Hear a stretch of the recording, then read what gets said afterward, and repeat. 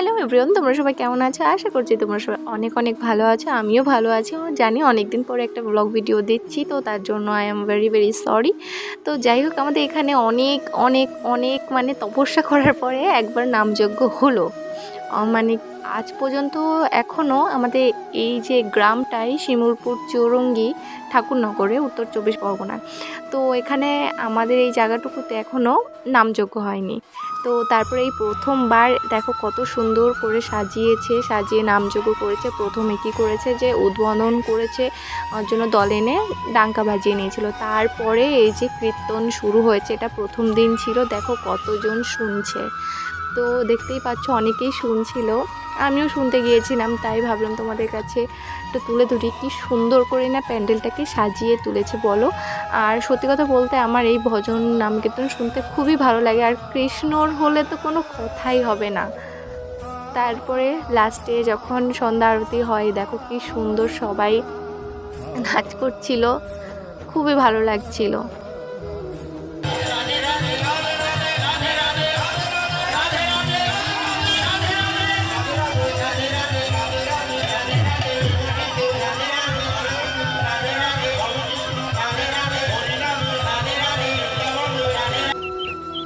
তারপরে চলে এসেছি আমরা পরের দিন। তো জল ভরতে যেতে হবে যেহেতু, তার জন্য সবাই হলুদ শাড়ি পরেছি। কি সুন্দর, মানে কি বলবো, হোলির আগেই আমরা সবাই হলুদ শাড়ি পরে এত সুন্দর মনে হচ্ছে বসন্ত উৎসব চলছে। তবে এত সুন্দর লাগছিল কি আর বলবো। সবাই মানে গেছিলাম, পাড়ার যত লোক আছে দেখতেই পারছো, সবাই গান করছিল। তারপরে রাধে রাধে করতে করতে, নাচ করতে করতে আমরা জল ভরতে গিয়েছিলাম।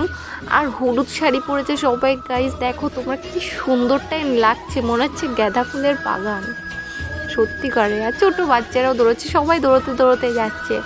জাস্ট মানে কি বলবো, এত পরিমাণে মজা হয়েছে, ভাবতে পারিনি যে এত পরিমাণে মজা হবে। কি এমনভাবে নামযজ্ঞ হয় হলে আমাকে একটু কমেন্টে জানিও। আমি মানে কমেন্টগুলো পড়ার জন্য খুবই এক্সাইটেড আছি। আর সত্যি কথা বলতে কি আমাদের এখানে ফার্স্ট টাইম এমনভাবে হয়েছে, তো এর জন্য আমি খুবই এক্সাইটেড ছিলাম। শুধু আমি বলে নই, আমাদের গ্রামের সমস্ত মানুষজন সবাই খুবই এক্সাইটেড ছিল। দেন যখন এটা হচ্ছে, মানে খুবই খুবই খুবই আমরা মানে কি বলবো, যে আমরা ভাগ্যবানই বলতে পারো যে আমাদের এখানে আমরা নামযজ্ঞ করতে পেরেছি, করে খুব মজা করেছি, যে ঠাকুরজিকে আমাদের কাছে এনেছি। মানে এটা ঠাকুরজিকে জোর করে তো আনা যায় না, তিনি আসতে চেয়েছিলেন বলেই আমরা তাকে আমাদের পাশে মানে আনতে পেরেছি আমাদের পাড়ায়। তো দেখো সবাই এই যে জল ভরতে এসে ওখানে ওই দিকটায় জল ভরা হচ্ছে, এখানে সবাই মিলে গোল করে নাচ করছে। তো দেখো কি সুন্দর, এখানে বোনেরাও অনেক সুন্দর সুন্দরভাবে নাচ করছিল। আমিও বাদ থাকি কেন, কখন যে এই ক্লিপটা তুলেছে আমি নিজেও জানি না। তো দেখো আমি জাস্ট মানে কি বলবো, এত পরিমাণে মানে নিজেকে বিলিয়ে দিয়েছি যে কৃষ্ণ নামে। আর সবাই খুব খুব খুব মানে হ্যাপি ছিল, এরকম হ্যাপি আমি কাউকেই দেখিনি। আর আমার ঠাকুরজির কাছে বলবে যে সবার মনস্কামনা পূরণ করুক তিনি।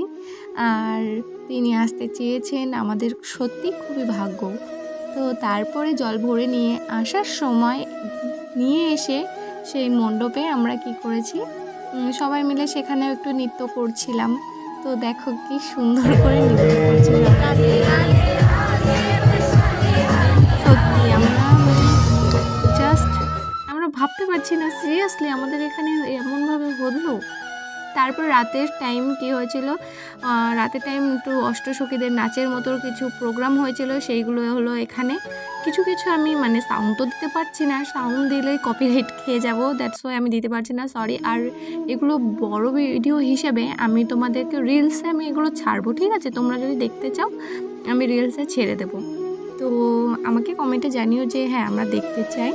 তো এই দেখো খুবই সুন্দর করে এরা কিভাবে মানে পর পর করে নৃত্যগুলো সাজিয়েছিল সত্যি। আর বলতে গেলে একটা রিলেটিভ হয় এই মাসিটি আমার, মানে সে খুবই সুন্দর নাচ করেন। আর প্রত্যেকটা নাচে মানে কিভাবে তুলে ধরেছেন শ্রীকৃষ্ণের বাল্যকাল থেকে পুরো তার শৈশব, তার কিশোরকাল, তার বিবাহ, তার রাধার বিরহ, সব কিছু নিয়ে মানে পরপরভাবে কি সুন্দর সাজিয়ে তুলেছিল এই প্রোগ্রামটি, সেটা তোমরা দেখো। তো সেগুলো কিছু কিছু মুহূর্ত আমি এখানে ক্যাপচার করেছি। তো এখানে ফার্স্টেই হলো গোপালকে ঘুম থেকে ওঠাচ্ছিল যে, গোপাল তুমি ওঠো, আর কতক্ষণ ঘুমিয়ে থাকবে, সকাল তো হয়ে গিয়েছে, ওঠো এইবার। তো সেইভাবেই গানের সঙ্গে তারা নৃত্য করছিল। দেখো আমার খুবই ভালো লেগেছিল, কি আর বলবো, এই নিয়ে কোনো কথা হবে না। আশা করছি তোমাদেরও ভালো লাগছে। তো যাই হোক, আর হ্যাঁ, ভিডিওটা ভালো লাগলে কী করতে হবে তোমরা সেটা অলরেডি সবাই জানো। তারপরে এই যে ছোট্ট এই সখীদেরও নাচ দেখতেই পারছো। ছোট্ট যারা তাদের মনে হয় কি যেন একটা বলে, আমার ঠিক মনে পড়ছে না, দুঃখিত। তারাও এখানে কি সুন্দর করে নাচ করছিল। দেখো আমাদের সত্যি যে এত ভালো লেগেছে। আর এই মিষ্টি মিষ্টি ছোট্ট ছোট্ট শিশুরা এত সুন্দর করে যে এই নাচগুলো তুলে ধরবে আমরা ভাবতেও পারিনি। আর মাঝখানটাকে কিউট লাগছিল, এই কৃষ্ণ গোপাল হয়েছিল ফার্স্ট। এখন সে গোপী সেজেছে, দেখেছো কত সুন্দর নাই লাগছে তাদেরকে। সত্যি আমার মানে কোনো ভাষা নেই তাদেরকে সুন্দর বলার মতো। তোমরা শুধু উপভোগ করো কতটাই না সুন্দর। ক্যামেরায় কতটা বন্দি করতে পেরেছি জানি না, তবে আমি আমার চোখে এমনভাবে তাদেরকে বন্দি করেছি, আমি এখনো তাদের ভুলতে পারছি না, তাদের নাচগুলো।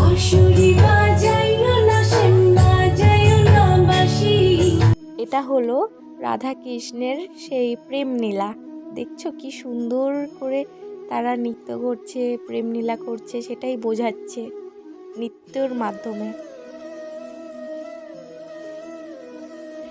এখানে আপনারা দেখতে পাচ্ছেন এটা হলো রাধা বিরহের পাঠটুকু তুলে ধরার চেষ্টা করেছেন। তো রাধা কতই না কষ্ট পেয়েছে সে শ্রীকৃষ্ণের জন্য, সেখানে তো আমরা মাত্র তুচ্ছ।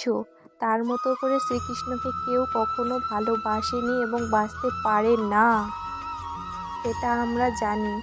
তারপরেই চলে আসছে এখানে যে রাধা তার প্রিয় সখাকে কীভাবেই না সখীদের হাত থেকে বাঁচায়।